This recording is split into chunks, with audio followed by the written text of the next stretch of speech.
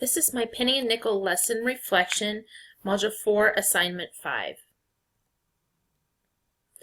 Some of the things that were successful with this lesson were that the students picked up this concept very quickly. I was really actually surprised how fast they were able to understand that a penny was 1 and nickel was 5, and put that all together and understand that they could count by fives and count nickels. And they picked it up really quickly. Having manipulatives so the students could see the characteristics of the coins up close, being able to actually feel those coins and look at them closely was really helpful for them. Providing different activities to teach a lesson.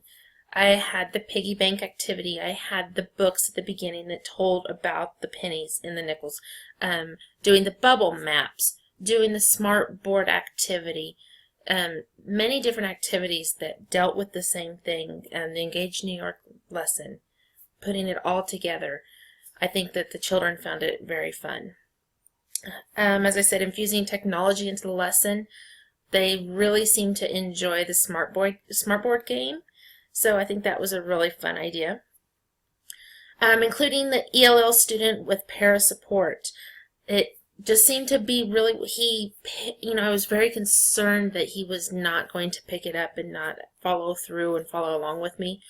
But once I provided him the Spanish translation and his para was there able to translate the information I was telling, he picked it up. He did great on his assessment, and I was really, really proud of him. Splitting my lesson up among 2 days.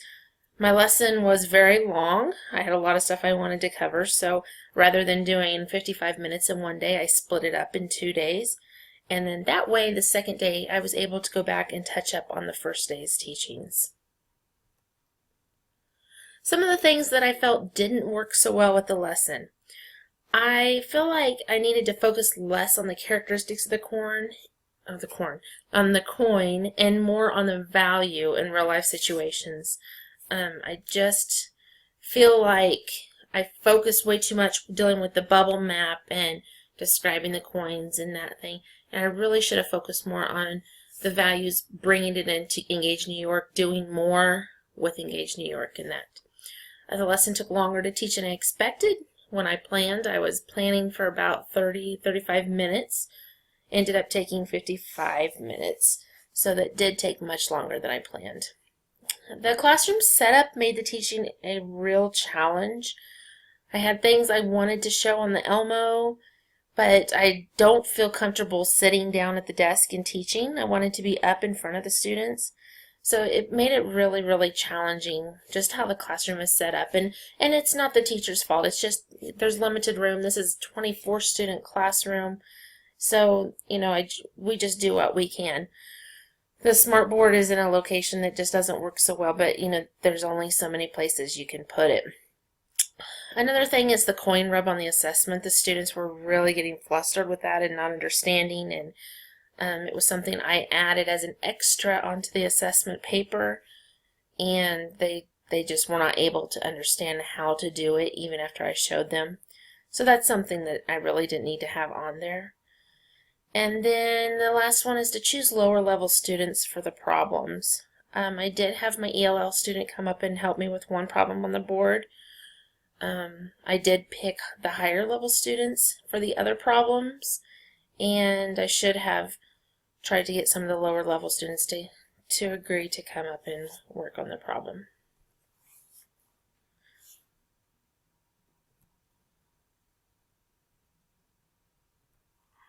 What I learned most about myself with teaching is that teaching is definitely my passion. I enjoyed every part of the lesson, from creating the lesson to teaching the lesson.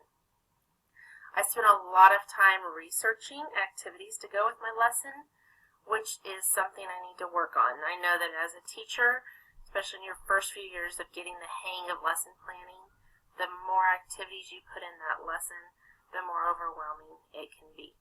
So I need to work on coming up with just 1 or 2 activities to go with the lesson, and then building on those activities. It's important to me that all the students are included in the classroom, no matter the student's needs. I want them to be successful, and I want them to feel included and part of the lesson. So that's something I really try to focus on as a teacher. When I taught this lesson, I noticed that, I didn't really work with all the students. All the students did get to come up to the smartboard and try that out. But I didn't get to work with the ones who really needed that extra hand when they needed that. So, the kids, they were so excited. When I came in the next day, I took my lesson and I split it among 2 days. When I came into school the next morning, I had students stopping me and saying, "Are we going to finish that lesson today, Mrs. B? Are we going to learn more about money?" And for them to see their excitement was so powerful and really just uplifting, because I know that I had their attention and it was fun and they were looking forward to it. So that was really nice. If I would teach this lesson again, I would need to incorporate more Engage New York, which was our math program, into the lesson. We did number bonds and number sentences in the lesson. I need to incorporate more stuff into that because Engage New York is a very strong built math program. So that's something I would change. Overall, I would have the students in the classroom have a dry erase board.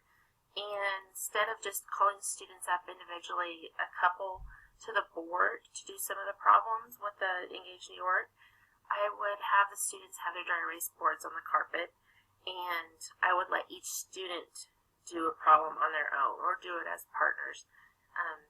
That way they could work that problem out, and I know that they would understand, or I could help them at that time if they needed. So overall, I felt satisfied with my teaching.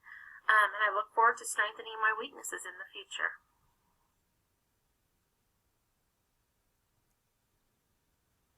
Okay, for the self-scoring part of the KEEP, for Construct 1, the classroom that I taught my lesson is the room I work in every day. So having the experience in the classroom helped me to know the developmental levels of all the students and to know if I would need differentiated instruction for specific students.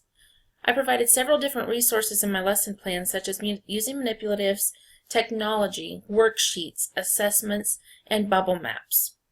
So on Part B of the KEEP, I would score myself with a 3.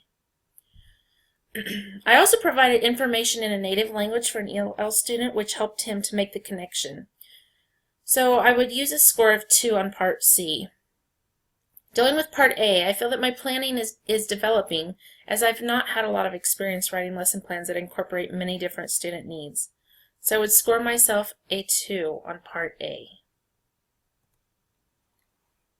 For Construct 2, which is content knowledge, in this area I feel that I was able to provide the students with several different representations of the concept of money.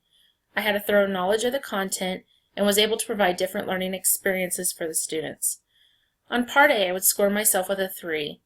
I was able to display the knowledge I knew about the subject and show the students how it related to math. I'm still needing to work on Part B with building strategies to make sure all students understand the concept. Even though all students participated in the Smartboard activity, I chose a paper assessment to check their understanding, which was difficult for a few students.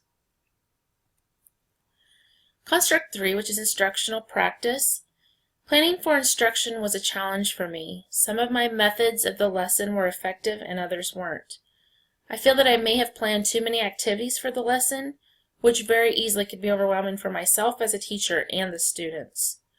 I was able to relate my objectives to the state standards, but the only way it would relate was incorporating Engage New York into the lesson. On Construct 3.1, I scored myself with a 2. For the assessment, I used 2 different types. I used the Smartboard activity as one assessment and the written test for another. With Construct 3.2, I gave myself a score of 2.